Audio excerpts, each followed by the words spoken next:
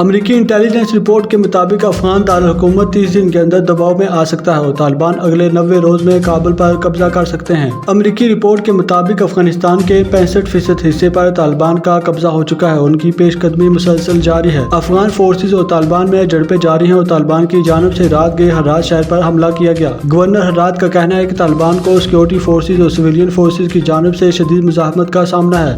حکومتی فورسز نے طالبان کو ہرات شہر سے پیچھے دھکیل دیا ہے۔ افغان میڈیا کے مطابق غزنی میں بھی سیکورٹی فورسز اور طالبان کے درمیان شدید جھڑپیں جاری ہیں۔ صوبے میں پولیس ہیڈ کوارٹر طالبان کے قبضے میں آ گیا ہے جبکہ صوبائی عمارت کے قریب جھڑپیں جاری ہیں۔ افغان میڈیا رپورٹس کے مطابق طالبان چند روز میں افغانستان کے 9 صوبائی دارالحکومتوں کا قبضہ حاصل کر چکے ہیں اور بلخ صوبے کا ہیڈ کوارٹر مزار شریف طالبان کا اگلا ممکنہ ہدف ہے۔ دوسری جانب پے در پے شکستوں اور طالبان کی پیش قدمی روکنے میں ناکامی کے بعد Afghan army chief of staff Abdul Wali Ahmadzai کو عہدے سے برطرف کر دیا گیا ہے اور جنرل ہیبت اللہ علی زئی کو نیا آرمی چیف تعینات کر دیا گیا ہے۔